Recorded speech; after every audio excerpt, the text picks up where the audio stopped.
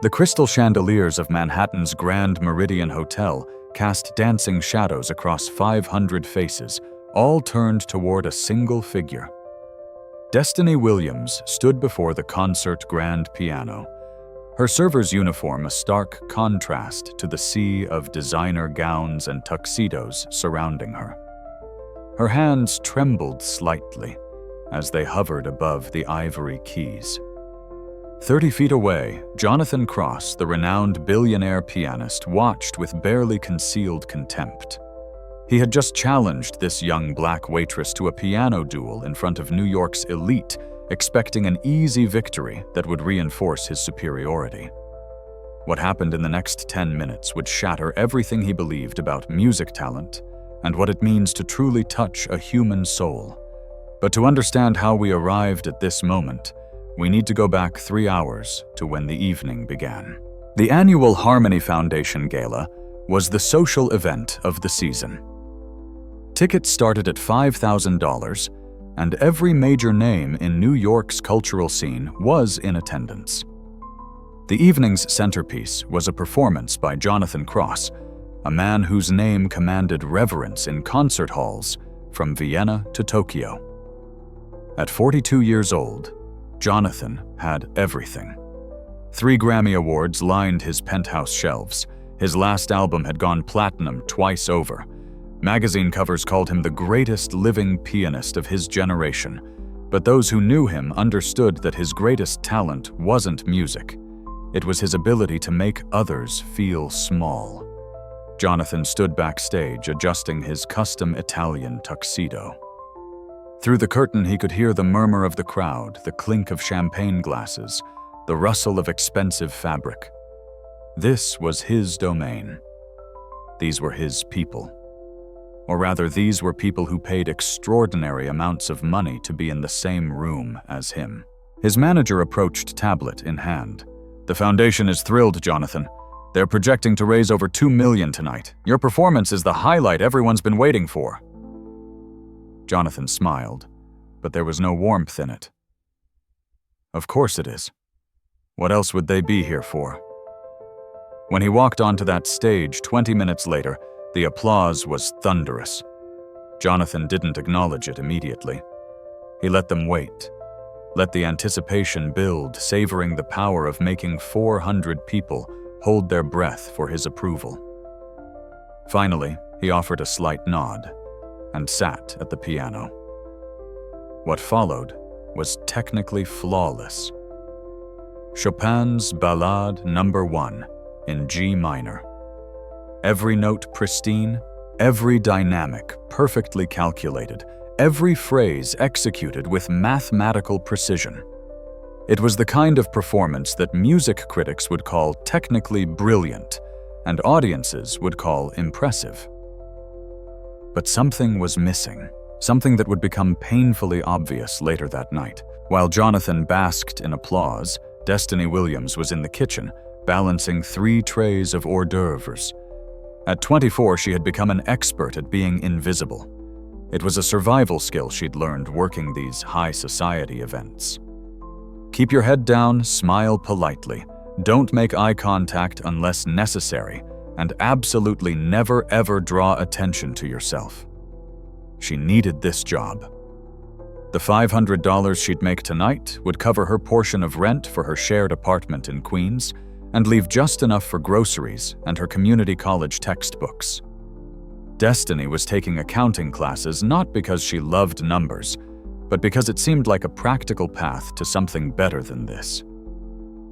Her coworker Maria pushed through the kitchen door with an empty tray. "Girl, you should see them out there. More diamonds than a jewelry store. I saw a woman wearing earrings that probably cost more than my car." Destiny managed a tired smile. "At least they tip well," sometimes Maria corrected. "When they remember we exist. The thing about being invisible is that people forget you're human. They forget you can hear their conversations, see their behavior, understand that their world is built on the labor of people they'll never truly see." Destiny had learned not to let it bother her. She had bigger concerns, like the student loan payment due next week, like the phone call from her father that morning asking if she could help with his medication costs, like the unopened letter from the community college that probably contained yet another tuition increase. As she arranged canapes on a silver platter, she could hear Jonathan's music floating in from the ballroom. The notes were beautiful, precise, perfect, and completely cold. She recognized the piece. Of course she did. There was a time when she had dreamed of playing it herself. But that was another life. A life she'd left behind 6 years ago, along with everything else that had once mattered. Destiny pushed through the service door carrying a tray of champagne flutes. The timing couldn't have been worse. Jonathan had just finished his performance and was making his way through the crowd accepting congratulations and air kisses from admirers. He moved like royalty, expecting the crowd to part before him. Destiny didn't see him until it was too late. She stepped backward to avoid a gesticulating guest, and suddenly she was directly in Jonathan's path. He stopped short, but the momentum caused her tray to tilt. 3 champagne flutes slid off, crashing onto the marble floor near the piano. The sound of breaking crystal cut through the buzz of conversation like a knife. The room went quiet. Destiny's heart hammered as she immediately dropped to her knees, trying to gather the broken glass. "I'm so sorry. I'm so sorry," she whispered, not daring to look up. Jonathan looked down at her with an expression of pure disdain. A small spot of champagne had landed on his perfectly polished shoes. To anyone else, it would have been nothing. To Jonathan, it was a personal affront. "Clumsy," he said loud enough for those nearby to hear. "Do they not train the help properly anymore?" Destiny felt her face burn. She kept her eyes on the floor, carefully picking up glass shards, placing them on her tray. Her manager was already rushing over, profusely apologizing to Jonathan, assuring him it wouldn't happen again. But Jonathan wasn't finished. He knelt down slightly, not to help, but to make sure Destiny could hear him clearly. Maybe stick to serving drinks. Leave the valuable instruments to people who know how to handle delicate things. He was referring to the piano, of course.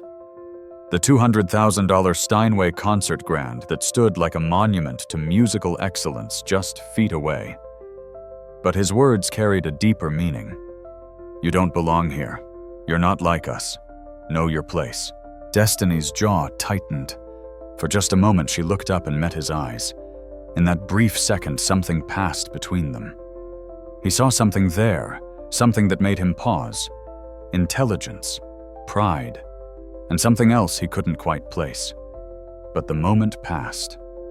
Destiny lowered her eyes again, mumbled another apology, and hurried away with her tray of broken glass. Jonathan straightened his jacket and returned to his admirers, already forgetting the incident. He had no idea he'd just made the biggest mistake of his life. The evening progressed as these events always did. Speeches were made. Checks were written. Important people told other important people how important they all were. Jonathan held court near the bar, surrounded by a rotating cast of sycophants, eager to bask in his presence. He was in the middle of an anecdote about performing for European royalty when a commotion drew his attention. Near the piano, a small crowd had gathered laughing about something.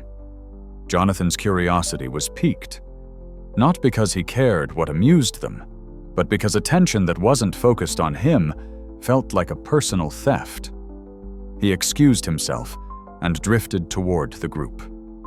At the center was a red-faced man in an ill-fitting tuxedo, clearly several drinks past sober, who had apparently just finished playing chopsticks on the piano to general amusement.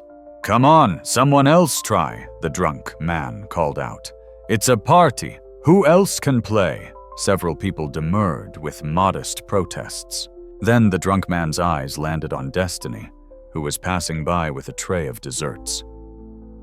"Hey, you server girl, can you play?" Destiny froze.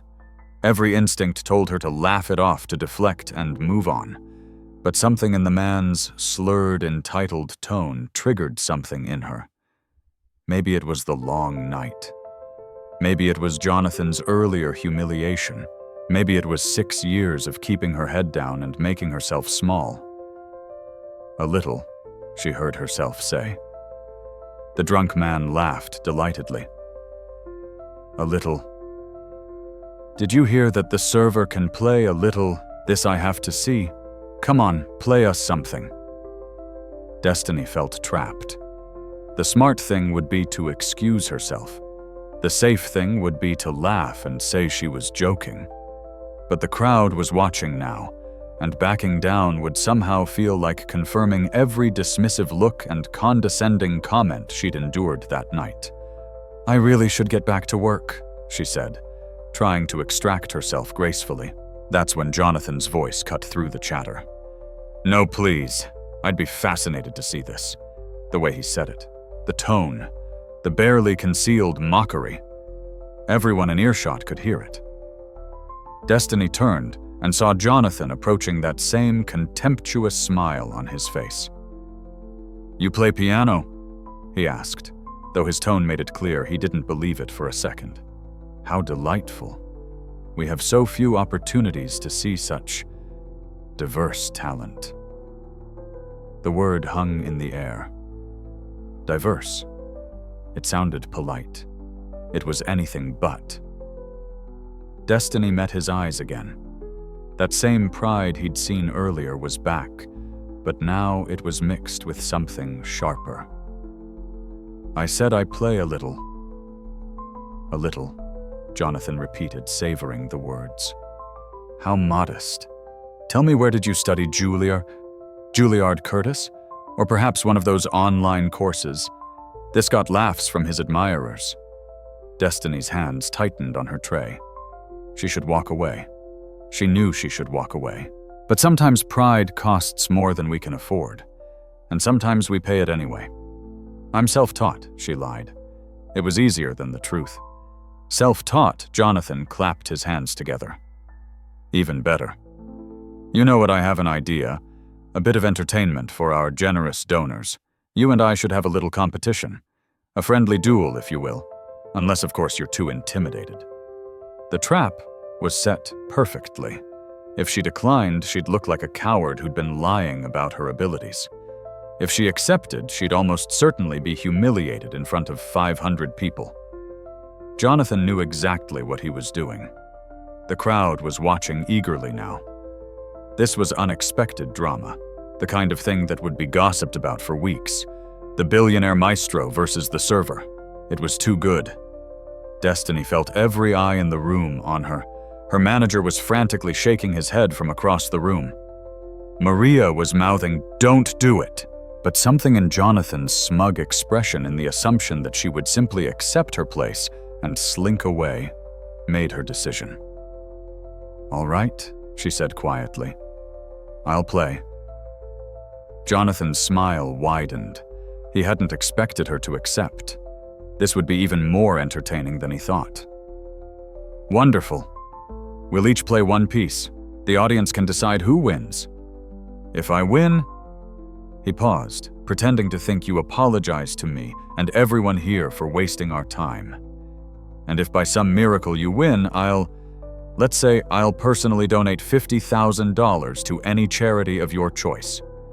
He knew the offer was meaningless. There was no universe in which he would lose to a server who'd probably plunked out chopsticks a few times and thought that constituted playing, Deal Destiny said.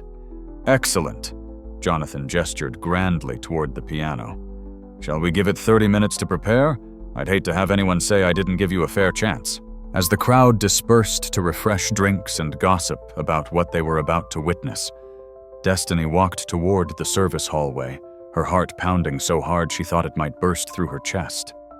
What had she just agreed to? What was she thinking? She hadn't touched a piano in 6 years. 6 years. Maria caught her arm in the hallway. "Destiny, what are you doing? That man is a professional. You're going to get humiliated." "I know," Destiny whispered. "I know." But she kept walking past the kitchen, past the service areas, until she found a small storage room. She closed the door behind her, leaned against it, and tried to breathe. Her hands were shaking uncontrollably now. What had she done? In the storage room, surrounded by folded tablecloths and extra chairs, Destiny pressed her palms against her eyes and tried to stop the spinning in her head. 30 minutes. She had 30 minutes before she had to go out there and play piano in front of 500 people, including a professional who would demolish her without breaking a sweat. Her phone buzzed. A text from Maria Girl. "You can still back out. Fake sick. I'll cover for you." Destiny stared at the message. She should take the out. She should absolutely take the out. But something stopped her from typing the response. Maybe it was the memory of Jonathan's smirk. Maybe it was the way he'd said diverse like it was barely concealed code for something uglier. Maybe it was 6 years of biting her tongue and accepting that people like her didn't get to demand respect. Or maybe it was the memory of her mother's voice, still clear after all these years, "Baby, when someone tries to make you feel small, you show them just how much space you deserve to take up in this world." Destiny closed her eyes and let herself remember. Really remember, not just the sanitized version she allowed herself on difficult nights. She let herself go back to before everything fell apart. She was 8 years old, sitting at their apartment's second-hand upright piano. Her mother, Grace Williams, sat beside her on the bench, guiding her small hands to the correct positions. The apartment was cramped, the piano out of tune, but when they played together, none of that mattered. "Feel the music, baby," her mother had said. "Don't just play the notes. Tell me a story with your hands." Grace Williams had been a music teacher at the local community center, paid barely enough to cover bills, but rich in the way that mattered to her. She saw music not as a performance, but as a language, a way to communicate things too big for words. Destiny had learned fast. Frighteningly fast. By 10, she was playing pieces that teenagers struggled with. By 12, she was winning local competitions. By 14, her mother had started talking about Juilliard, about scholarships, about a future where Destiny's talent could take her anywhere. "You have a gift," Grace used to say. "Not just skill, baby. A gift." When you play, people feel something. That's rare. That's special. They had dreams, so many dreams. Destiny would study at a prestigious conservatory. She'd become a concert pianist. She'd play Carnegie Hall. She'd make her mother proud. Then Destiny turned 18, and everything changed. The breast cancer diagnosis came 3 weeks before Destiny's high school graduation. Stage 3. Aggressive. The treatment would be expensive even with insurance. Grace tried to hide how scared she was, but Destiny saw through it. She saw the medical bills piling up on the kitchen table. She saw her mother counting pills, rationing medication to make it last longer. She saw the weight loss, the exhaustion, the way her mother's hands shook when she tried to play piano. The choice was simple, really. Destiny's college fund, painstakingly saved over 16 years, could either send her to Juilliard or pay for her mother's treatment. It wasn't really a choice at all. "Don't you dare," Grace had said when Destiny told her. "Don't you dare give up your dreams for me." But Destiny had already made up her mind. She withdrew her applications to music schools. She took the money they'd saved and paid for treatments. When that wasn't enough, she sold her own piano, the beautiful second-hand upright her mother had bought her for her 16th birthday. When that still wasn't enough, she dropped out of community college and started working full-time. For 2 years, they fought. Destiny worked 3 jobs while taking her mother to chemotherapy. They tried everything. Every treatment option, every drug trial, every hopeful possibility. Grace kept telling her to go back to music, to not let this steal her future. Destiny kept lying, saying she would soon after Mom got better. But Grace didn't get better. She died on a Tuesday morning in March with destiny holding her hand. Her last words were, "Promise me you'll play again. Promise me you won't let this be the end of your music." Destiny had promised, but she'd been lying. How could she play? Every note would remind her of her mother. Every chord would be another memory she couldn't bear. So she stopped. Completely. She avoided music like others avoided grief, not realizing they were the same thing. That was 6 years ago. 6 years since she'd sat at a piano bench. 6 years since she'd let herself feel the weight of keys beneath her fingers. 6 years of pretending that part of her life had never existed. Destiny opened her eyes and looked at her hands. They were the hands of a server now. Calloused from carrying trays, scarred from kitchen accidents, worn from hard work. Were they still a pianist's hands? Could muscle memory survive 6 years of silence? There was a piano in the service hallway, an old upright used for background music during smaller events. Destiny walked to it like approaching a grave. She sat on the bench, stared at the keys, and felt her heart hammering. Slowly, carefully, she placed her hands in position. The posture came back automatically. Years of training had written it into her body's memory. She pressed down on middle C. The sound was badly out of tune, but it was a piano, and suddenly she was 8 years old again, sitting next to her mother. She played a scale. Then another. Her fingers stumbled at first, uncertain, but gradually the pathways in her brain began reconnecting. Muscle memory is a strange thing. It lives in places deeper than conscious thought, waiting to be awakened. Destiny began to play one of the first pieces her mother had taught her. A simple melody, nothing complex, but her fingers remembered. They remembered everything. The notes came halting at first, then smoother. And with the music came the grief she'd been holding back for 6 years. Tears streamed down her face as she played, but she didn't stop. She let herself feel it all.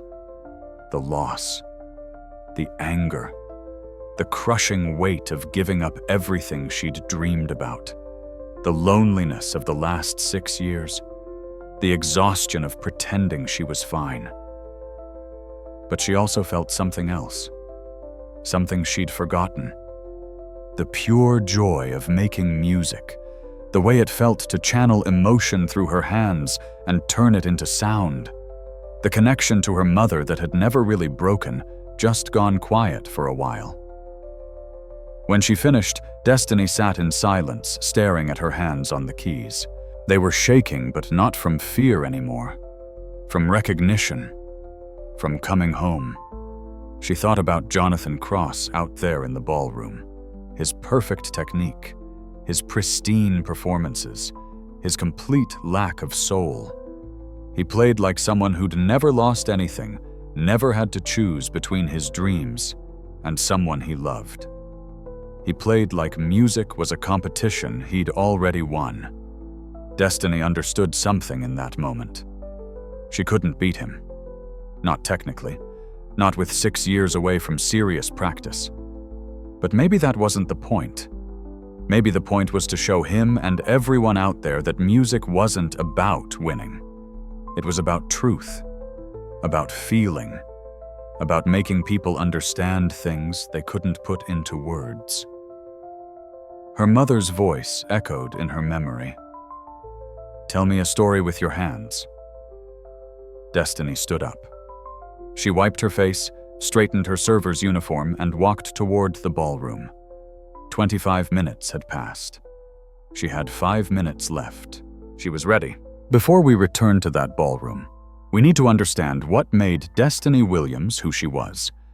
Because the young woman walking toward that piano wasn't just a server who happened to know how to play.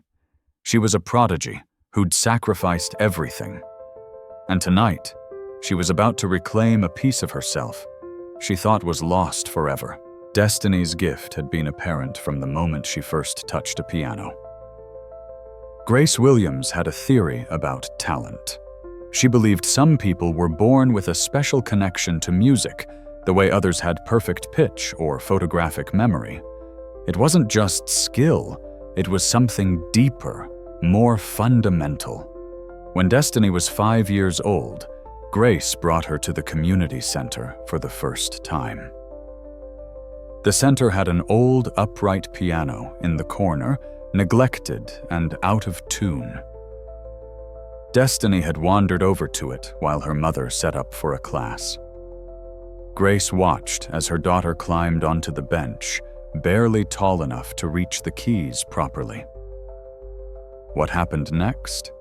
Grace would later describe as one of the most beautiful moments of her life. Destiny didn't bang randomly like most children would.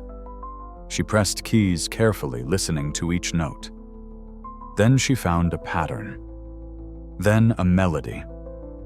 Within 15 minutes, she was picking out Twinkle, Twinkle, Little Star by ear. Have you been teaching her? Another teacher? Asked Grace. I've never seen her touch a piano before today, Grace replied, transfixed. That was the beginning. Grace started teaching Destiny formally, and the child absorbed everything like a sponge. She learned notation faster than children twice her age. Her fingers developed strength and dexterity that typically took years to build. By 7, she was performing at community center recitals. By 9, she was winning regional competitions. But it wasn't just technical proficiency that set Destiny apart. It was her musicality. Even as a child, she understood that music was communication. When she played, she told stories. She made people feel things. Teachers would watch her perform and find themselves moved to tears, not because the playing was perfect, but because it was honest. Mrs. Chen, who taught at the prestigious Madison Music Academy, heard Destiny play at a competition when she was 11. Afterward, she sought out Grace. Your daughter is extraordinary. She should be training with a master teacher. She should be preparing for conservatory. We can't afford that, Grace said quietly. I'll teach her for free, Mrs. Chen replied. Talent like this doesn't come around often. It would be a crime not to nurture it. And so Destiny began studying with Mrs. Chen, taking the subway 2 hours each way twice a week to the Upper East Side. Mrs. Chen pushed her harder than anyone ever had. The pieces became more complex, the expectations higher. But Destiny rose to every challenge. By 14, she was playing Chopin Rachmaninoff Debussy. By 16, she was performing in student showcases alongside kids from the best music schools in the city, holding her own against students who'd had every advantage she lacked. By 17, she was seriously preparing for conservatory auditions. Juilliard. That was the dream. The pinnacle. If she could get into Juilliard, everything would change. She'd be set on a path toward a real career. Concert halls, recordings. A life where music wasn't a hobby, but a calling she could actually follow. Mrs. Chen believed she had a real shot. Your technique is solid, and your emotional depth is beyond your years. Play for them the way you play for me, and they'll see what I see. Grace and Destiny planned for it together. They calculated costs applied for every scholarship, saved every possible penny. Grace worked extra hours. Destiny took on a part-time job at a cafe practicing piano before dawn and after her shifts. It was exhausting, but they were building toward something. The dream was so close, Destiny could taste it. Just one more year. Just make it through senior year, nail the auditions, and everything would finally make sense. All the sacrifice, all the work would be worth it. Then Grace found the lump. The night Grace told her about the diagnosis, Destiny was at the kitchen table, with conservatory applications spread in front of her. She was working on her personal statement, trying to articulate what music meant to her. How do you put into words something that feels like breathing? Grace sat down across from her, and Destiny knew immediately something was wrong. Her mother's face had that careful, controlled look she got when she was trying not to fall apart. "Baby, I need to tell you something," Grace said. The words that followed changed everything. Breast cancer, stage 3, aggressive. They caught it late because Grace had been putting off checkups, too busy working and taking care of Destiny to take care of herself. Destiny remembered very little of the rest of that conversation. She remembered her mother's voice explaining treatment options. She remembered numbers, percentages, survival rates, costs. She remembered the sound of her own heartbeat drowning out everything else. "We're going to fight this," Grace said, taking Destiny's hands. "I'm going to fight like hell, but I need you to promise me something. No matter what happens, you don't give up on Juilliard. You don't give up on your music. That's not negotiable," Destiny promised. But she already knew she was lying. The insurance covered some of the treatment, but not all. Not the newer drugs that had better success rates. Not the experimental treatments that might buy more time. The co-pays alone were staggering. There was a supplement that might help, but it cost $3,000 a month and wasn't covered at all. Destiny looked at her college fund. $16,000 saved over years. It could pay for 1 semester at Juilliard. Or it could pay for 4 months of the supplement that might save her mother's life. She didn't tell Grace what she was planning. If she had, her mother would have forbidden it. So Destiny quietly withdrew her college applications. She told Mrs. Chen she was postponing conservatory for a year. She transferred her college fund into her mother's medical account. When Grace found out, she was furious. "No, absolutely not. You put that money back. You're going to Juilliard." "Mom, I can go next year. Your health can't wait. I won't let you sacrifice your future for me." "It's not a sacrifice," Destiny lied. "It's a delay. 1 year. That's all." But 1 year became 2. Because the treatments were working, but they were expensive. Because every time they thought they were through the worst, something else would come up.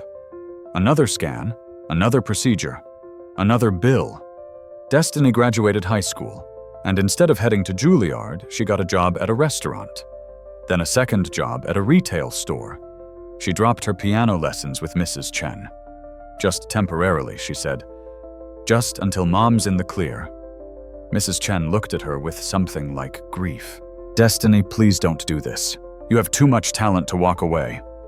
"I'm not walking away," Destiny insisted. "I'm just pausing." But pause and quit look very similar when stretched over months and years.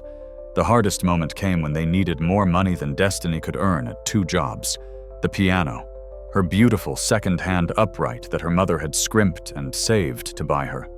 It wasn't worth much, maybe $1,500, but $1,500 could buy medication, could cover a specialist consult, could mean the difference between treatment and no treatment. Grace cried when Destiny told her, "Not your piano. Please, baby. Not that. It's just a thing, Mom. It's wood and strings. You're more important." The day the buyers came to take it away, Destiny stood in her bedroom and watched them carry it down the stairs. Grace stood beside her, tears streaming down her face. "I'm so sorry. I'm so sorry. I'm costing you everything." "You're not costing me anything," Destiny said, holding her mother. "You gave me everything. This is nothing." But it wasn't nothing.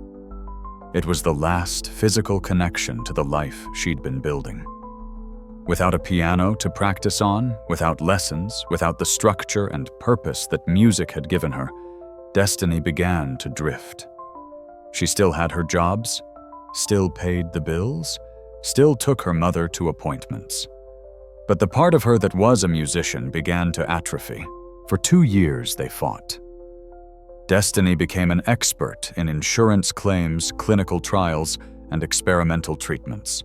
She learned medical terminology.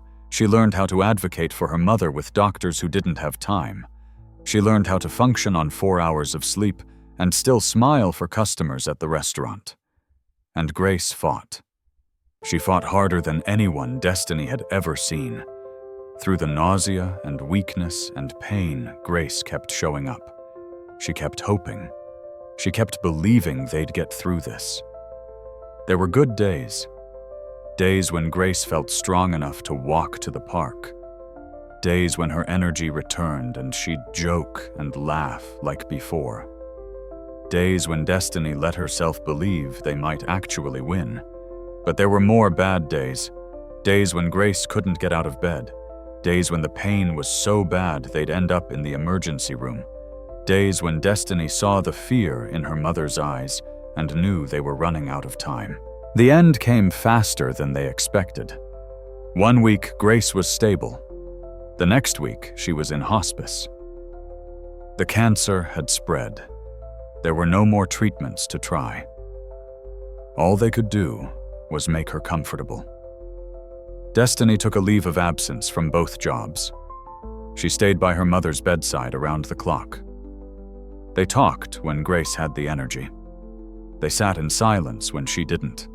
Destiny read to her, played her favorite music on her phone, held her hand. On the last day, Grace was barely conscious, but she squeezed Destiny's hand and whispered, "Play for me." "Mom, there's no piano here. Doesn't matter. Just hum something, please." So Destiny hummed. A simple melody her mother used to play when Destiny was little. A lullaby. Grace smiled just slightly and closed her eyes. "Promise me you'll play again," Grace whispered. "Real playing. Not just for work. Not just to get by. Promise me you won't let this be the end of your music." "I promise," Destiny said, and she meant it in that moment. She would have promised anything. Grace died an hour later with Destiny still holding her hand, still humming that lullaby. The weeks after were a blur. Funeral arrangements, bills to settle, the apartment to clean out. Destiny moved into a smaller place, something she could afford alone. She went back to her jobs. She existed, but she didn't live. And she didn't play. She couldn't.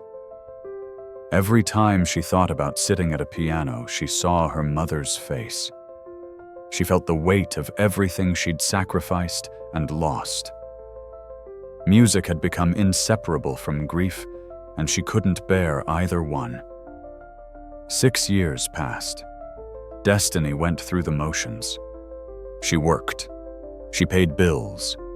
She enrolled in community college for accounting because it seemed practical and safe and nothing like music. She dated occasionally but never seriously. She made friends but kept them at a distance. She built a life that was functional and hollow and entirely separate from the person she'd once been. She stopped being a pianist. She became a server, a student, a person who used to play music back when she was someone else. Until tonight, until a moment of pride and anger made her stand up to Jonathan Cross, until she agreed to play in front of 500 people after 6 years of silence.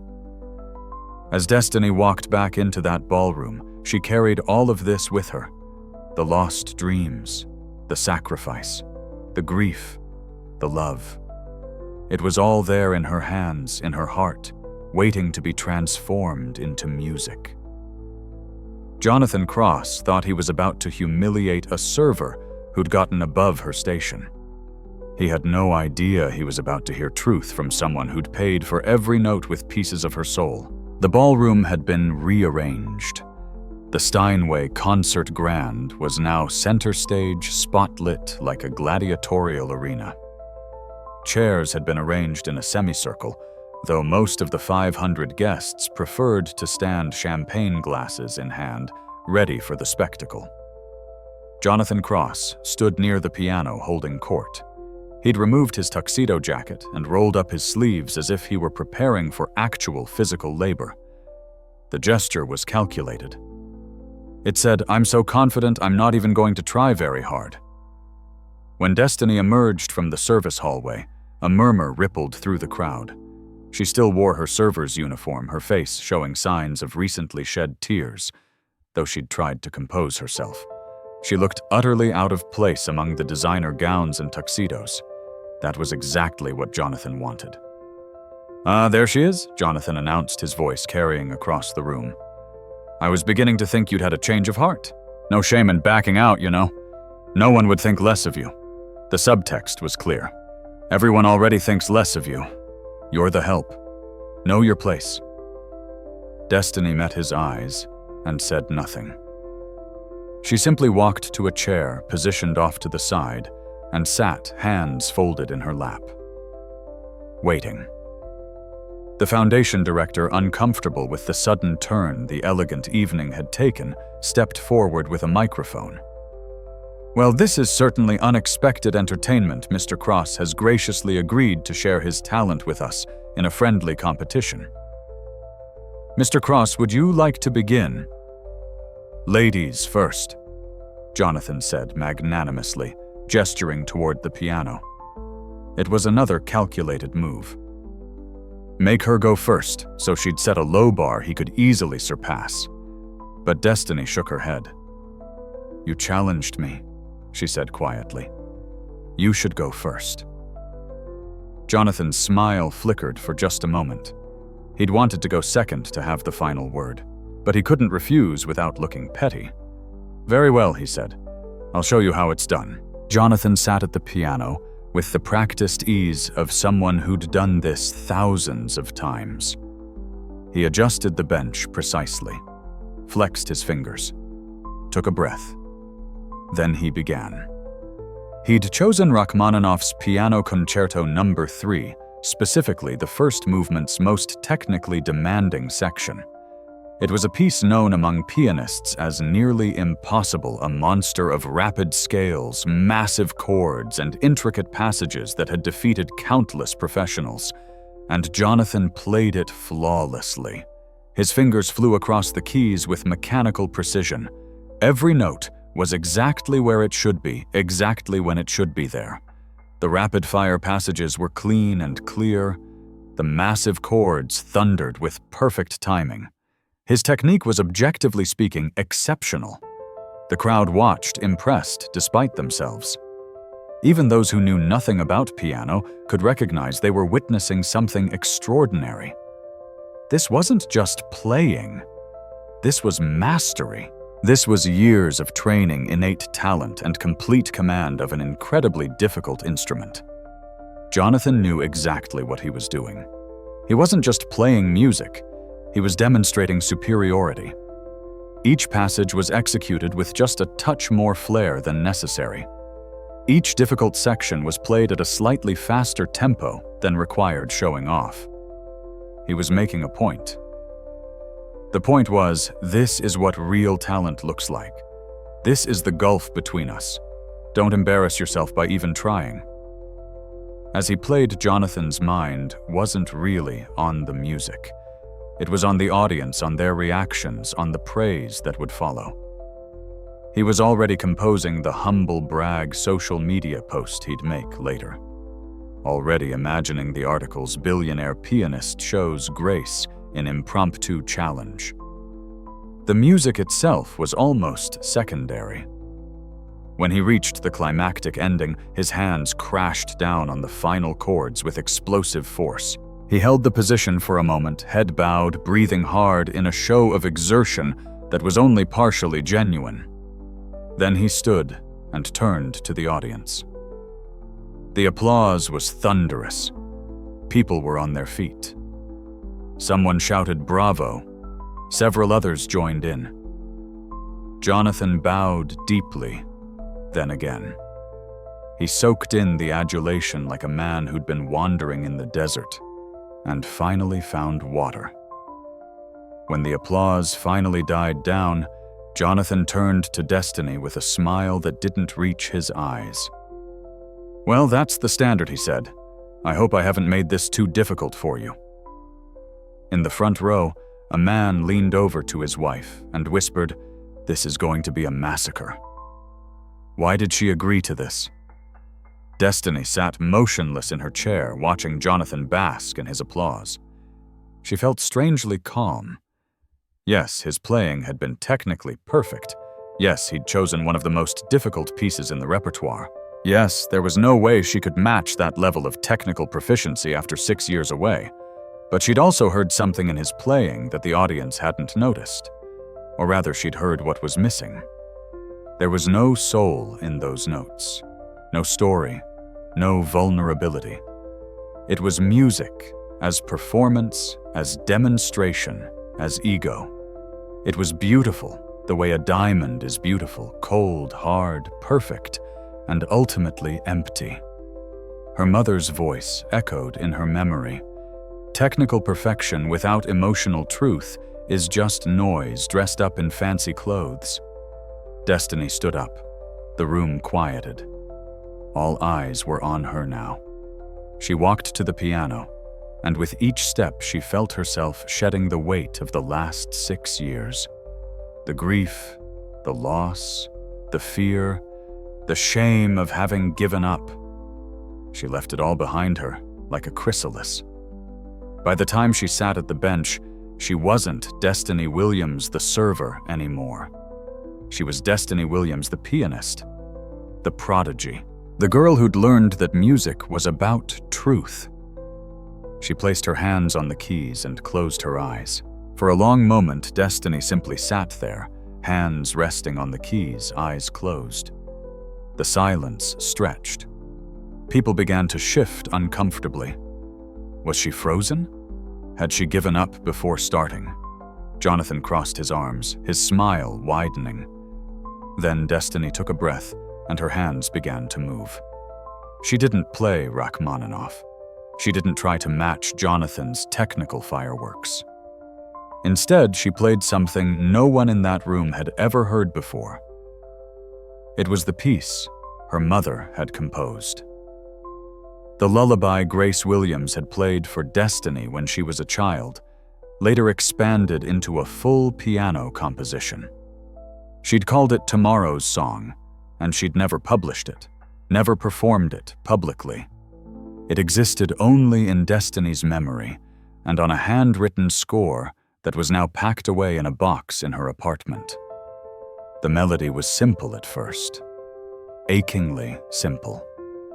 Just a few notes played softly, almost tentatively. It sounded like someone remembering something precious they thought they'd lost. Like dawn breaking after the longest night. Like a door opening in a wall you thought was solid. Then it began to build. The left hand added gentle harmonies. The right hand wove in counter melodies. The music became more complex, but never cluttered, never showy. Every note served the emotion, served the story. And what a story it told. This was a mother's love for her daughter. This was sacrifice and hope intertwined. This was the sound of dreams deferred, but not destroyed. This was grief, yes, but grief that had been alchemized into something beautiful. This was every moment Destiny had spent at her mother's side, every lesson, every laugh, every tear. Destiny's eyes remained closed, but tears streamed down her face as she played. She wasn't performing for the audience. She wasn't trying to win.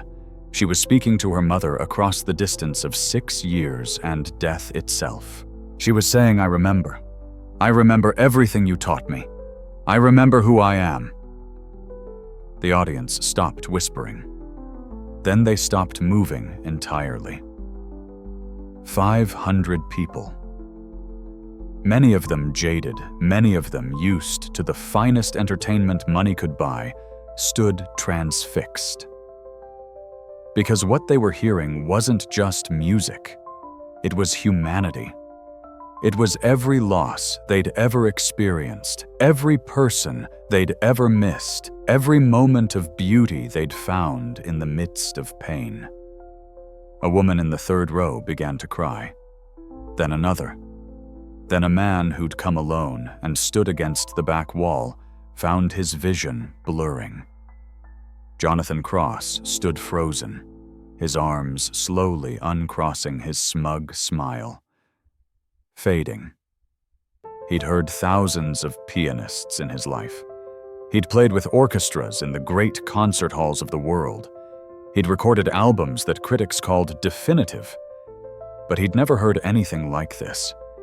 This wasn't about technique. This was about truth, and it was destroying every assumption he'd built his life upon. As Destiny moved into the piece's middle section, the music became more urgent. The tempo increased. The dynamics swelled. This was the section that represented struggle. Grace's battle with cancer. Destiny's fight to save her. The impossible choices.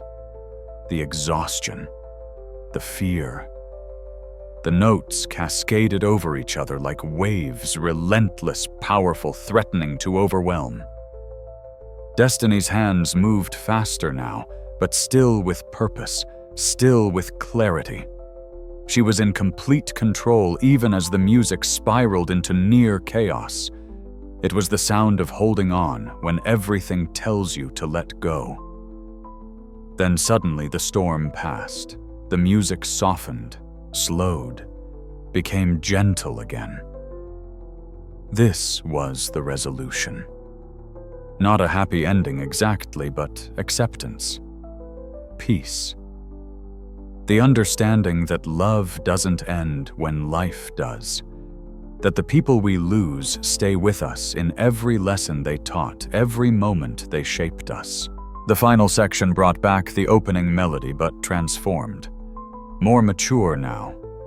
Sadder, yes, but also wiser. It was the same song, but sung by someone who'd walked through fire and emerged on the other side. It was tomorrow's song finally being sung. Destiny played the last note and let it sustain her foot on the pedal, allowing the sound to slowly fade into silence. She kept her hands on the keys, her eyes still closed, not wanting to leave the place where her mother's music had taken her. The silence that followed was absolute. No one moved. No one even seemed to breathe. It was the kind of silence that follows genuine revelation when something has been communicated that transcends language. Then someone began to applaud. Not the thunderous standing ovation that had followed Jonathan. Just one person clapping slowly with intention. Others joined. The applause built, but it was different from before. This wasn't the appreciation of technical mastery. This was gratitude. These people had been given something precious, and they knew it. Destiny finally opened her eyes and lifted her hands from the keys. She looked out at the audience, really seeing them for the first time. Their faces were wet with tears. They weren't just impressed, they were moved, transformed. She stood and turned to face them, and the applause grew. People were standing now, but their faces weren't celebratory. They looked almost stricken, as if they'd been shown something about themselves they hadn't expected to see. Destiny's eyes found Jonathan in the crowd. He was standing motionless, his face a mask of conflicting emotions. His arms hung at his sides. He looked lost. For perhaps the first time in his adult life, Jonathan Cross didn't know what to say. The applause around him continued, but he barely heard it. He was still somewhere inside Destiny's music, unable to find his way back to the certainty that had defined him for so long. He'd heard her play every note. He'd analyzed it with the critical ear of a master musician. Technically, it wasn't perfect. There had been small imprecisions, moments where her hands showed the rust of 6 years away from serious practice. By the objective standards he'd always used to judge music, his performance had been superior. But none of that mattered, because what Destiny had done wasn't about technical perfection. It was about communication, connection, truth. And in that regard, she'd achieved something he'd been chasing his entire life without realizing it was what he actually wanted. When the applause finally died down, the foundation director stepped forward uncertainly. Well, that was Extraordinary. Both performances. Truly. Perhaps we should let the audience vote. But before anyone could respond, Jonathan stepped forward. No, he said quietly. Then louder, no.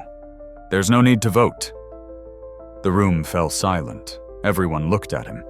Jonathan walked toward Destiny, who stood by the piano, looking exhausted and vulnerable, and somehow more dignified than anyone else in the room. When he reached her, he didn't extend his hand for a handshake. He didn't offer congratulations. Instead, he did something no one who knew him would have predicted. He knelt. The gasps from the audience were audible. "I need to apologize, Jonathan," said his voice carrying in the silent room. "Not just for tonight, though. God knows I should apologize for how I treated you, but for much more than that." Destiny looked down at him confused. Jonathan continued, and his voice cracked slightly. "I've spent 20 years perfecting my technique. I've played for presidents and royalty. I've won every award that matters in classical music, and I just realized listening to you that I've never actually made music. Not real music, not the kind that matters." He stood up but didn't meet her eyes. He was talking to her but also to himself, working through something in real time. "You know what I heard when you played? I heard someone who's suffered. Someone who's lost something precious and found a way to transform that loss into something beautiful. I heard someone playing for a reason that goes beyond ego or acclaim or proving something." Jonathan finally looked at her. "I play because I'm good at it, because people tell me I'm exceptional, because it makes me feel superior. But you play because music is how you speak to someone you love who's gone. And that's..." He shook his head. "That's what music is supposed to be. That's what I've been missing." The audience was completely silent. No one had ever seen Jonathan Cross like this. Vulnerable, uncertain, human. "When I was a kid," Jonathan continued, his voice dropping, speaking now almost just to Destiny, "I grew up poor. Really poor. Trailer park in West Virginia, poor. My dad was a coal miner who drank too much. My mom worked 3 jobs. We had nothing." This was news to the audience. Jonathan Cross's public persona was all polish and privilege. No one knew he'd come from poverty. "But we had an old piano," Jonathan continued. "Bought it at a yard sale for $50. Completely out of tune. Half the keys stuck. And I played on that thing every day because when I played, I wasn't in that trailer. I was somewhere else. Somewhere beautiful." His eyes were distant now, remembering. "I was good. Really good. Good enough that a music teacher noticed and started giving me free lessons. Good enough that I got a scholarship to conservatory. Good enough that I could escape." "And I did escape," Jonathan said, his voice hardening. "I got out. I became successful. I built this life where I never have to think about where I came from, where I'm always the most important person in the room, where I use music as a weapon to make other people feel small, because I spent my whole childhood feeling small, and I swore I'd never feel that way again." He turned back to Destiny. "But you know what? I'm still that scared kid from West Virginia trying to prove he deserves to be here. And in the process, I forgot why I started playing in the first place. It wasn't to be better than everyone else. It was to feel something, to express something I couldn't put into words." Jonathan took a shaky breath. "You reminded me of that tonight. You reminded me what this is supposed to be about. And I'm grateful, and I'm so sorry for how I treated you." Destiny stood silent for a moment, processing. When she finally spoke, her voice was soft but clear. "I didn't play to beat you. I played to remember my mother. That's all." "I know," Jonathan said. "That's why you won." He turned to address the full audience. "I made a promise earlier. If this young woman won our competition, I would donate $50,000 to a charity of her choice. But that's not enough. That's me buying my way out of guilt." So here's what I'm actually going to do. Jonathan pulled out his phone, typed something quickly, then looked back at Destiny. What's your full name? Destiny Williams. Destiny Williams, Jonathan repeated, and his expression shifted to something like wonder. That's fitting. Okay. Destiny Williams. I'm establishing a full scholarship in your name at the conservatory of your choice. Full tuition, room and board, living expenses, everything. For 4 years, if you want it. The room erupted in gasps and murmurs. Destiny stared at him in shock. And Jonathan continued, I'm establishing a fund in your mother's name, the Grace Williams Memorial Music Fund. It will provide scholarships for students from low-income families who want to study music but can't afford it. We'll start with $500,000 and build from there. Destiny's hands went to her mouth. She was crying openly now. You don't have to accept, Jonathan said quietly. I know I don't deserve your forgiveness. I know I've been cruel, but please let me do this. Not for me, for all the kids like us who have talent but no resources, for everyone who loves music but can't afford to pursue it. Destiny couldn't speak. She just nodded, tears streaming down her face. Jonathan extended his hand. Will you play with me one more time, a duet? Let me try to remember what this is supposed to feel like. Destiny hesitated only a moment. Then she took his hand. What happened next was something no one in that ballroom would ever forget. Jonathan and Destiny sat side by side at the Steinway, and they played together. Jonathan let Destiny choose the piece. She chose Debussy's Clair de Lune, arranged for 4 hands. It was a piece that required 2 pianists to work in perfect harmony, their hands sometimes crossing, sometimes mirroring, always intertwined. As they began to play, something magical happened. Jonathan's technical precision combined with Destiny's emotional depth created something neither could have achieved alone. His flawless execution gave structure and support to her vulnerability. Her honesty and openness softened his rigidity. They weren't competing. They were conversing. The piano became a language they both spoke, and through it, they told a new story. This one was about reconciliation, about how people from different worlds can find common ground, about how art at its best doesn't divide, but unites. The audience watched transfixed as these 2 people who minutes ago had been adversaries created something beautiful together. You could see it in their body language. Jonathan, who always sat rigid and controlled at the piano, began to relax. His shoulders dropped. His movements became more fluid. He was listening to Destiny, really listening, and responding to her musical cues. Destiny, who'd been so tentative at first, grew more confident. She matched Jonathan's technical passages with growing assurance. She took risks, added flourishes, suggested musical ideas that Jonathan followed up on. They were improvising within Debussy's structure, making the piece their own. As they moved into the piece's climactic section, their playing intensified. The beautiful melody swelled and built both pianists pouring everything into it.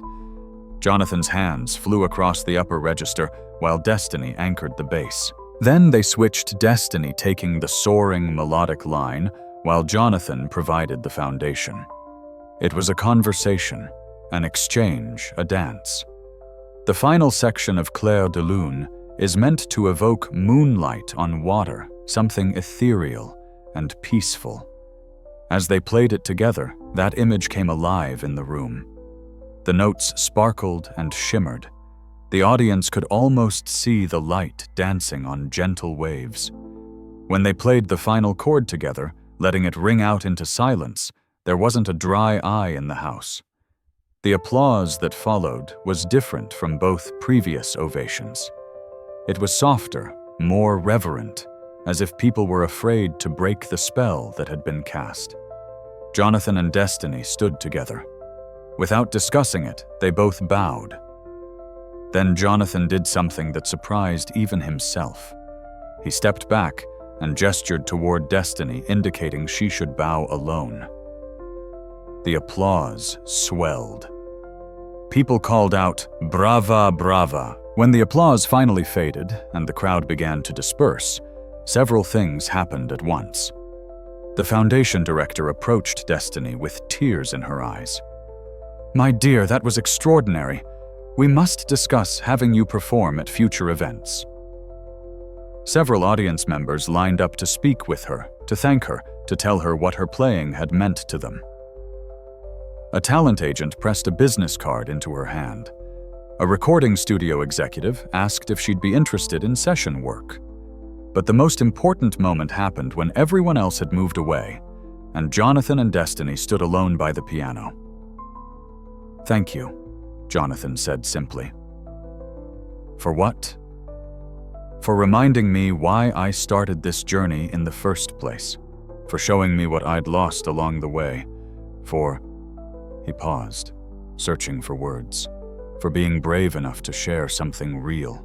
Destiny looked at him, really looked at him, and saw not the arrogant billionaire, but the scared kid from West Virginia who'd found escape in music. "We're not so different, you and me," she said softly. "No," Jonathan agreed. "We're not. We just dealt with our fear differently. You lost your music because of love. I lost my soul because of pride. I think your way was better. I think Destiny said we both just found our way back." Jonathan smiled, and this time it reached his eyes. "That scholarship offer is real. I meant every word. If you want to study music seriously again, the resources are there. No strings attached." "I want to think about it," Destiny said. 6 years is a long time. I need to figure out who I am now, whether I want to be a professional musician or if I want music to be something else in my life." "That's wise," Jonathan said. "Take your time. The offer stands whenever you're ready." He paused. "And Destiny, I hope you'll let me be part of your journey. Not as a patron or a benefactor, as a fellow musician, as someone who has a lot to learn from you." "I'd like that," Destiny said. They shook hands, and this time it wasn't a formality. It was a promise. Two people who'd been adversaries finding unexpected friendship. Two musicians recognizing each other as equals regardless of their different paths. 6 months later, Destiny Williams stood backstage at the Madison Music Academy, the same place where she'd studied with Mrs. Chen as a teenager. She wore a simple black dress, not a server's uniform. Her hair was pulled back. Her hands, those hands that had carried trays and washed dishes and done so much hard work, were moisturized and carefully maintained now. Pianist's hands again. Tonight was special. Tonight was the inaugural concert of the Grace Williams Memorial Music Fund. 20 students who couldn't afford music education had been awarded full scholarships. They were scattered in the audience along with their families, along with donors and supporters, and everyone who'd heard about the waitress who played piano and changed a billionaire's life. Destiny had decided not to attend conservatory. Not yet, anyway. Maybe someday. But for now, she was studying music education at City College, working toward becoming a teacher like her mother had been. She wanted to work with kids who had talent, but no resources. Kids like she'd been. She also performed. Small venues, community centers, fundraisers. She played because she loved it, not because she was chasing fame or fortune. Jonathan had offered to introduce her to his connections in the professional music world, but she'd declined. "That's your path," she'd told him.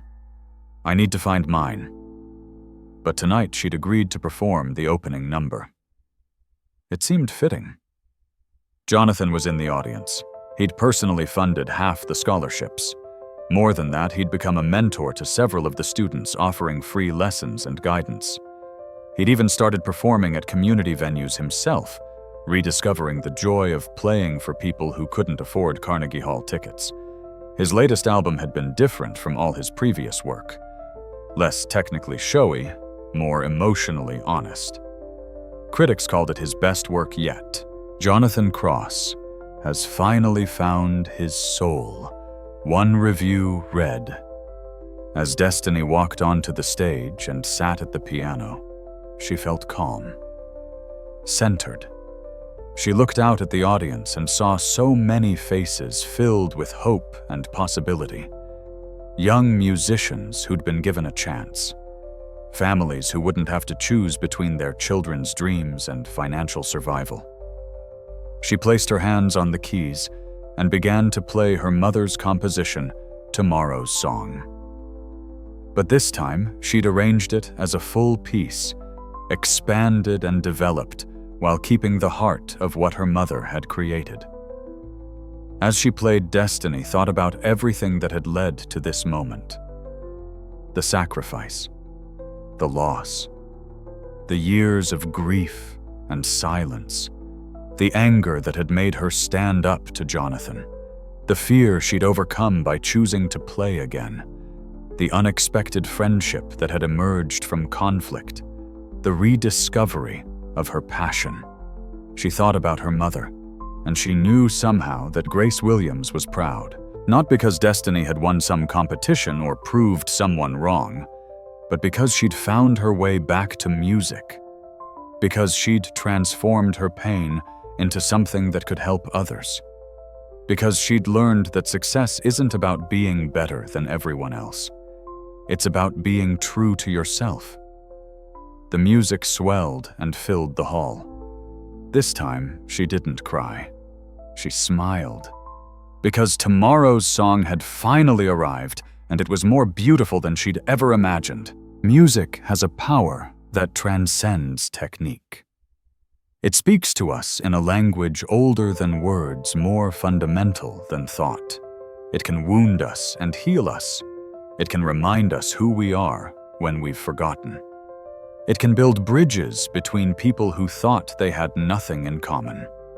Destiny Williams and Jonathan Cross were two people from different worlds brought together by chance and conflict. But music transformed their collision into connection. It reminded one person of their worth and another of their humanity. The story didn't end with Destiny becoming famous or Jonathan becoming humble. Real life isn't that simple. But it did end with both of them finding something they'd lost: authenticity, the courage to be vulnerable, the wisdom to value connection over competition. In a world that often measures success by wealth and status, and how much better we are than everyone else, Destiny's story reminds us that true mastery isn't about perfection. It's about honesty. It's about playing from the heart, even when your hands are shaking. Especially when your hands are shaking. Because that's when music becomes more than sound. That's when it becomes truth. And truth played with conviction will always move people more than perfect technique ever could.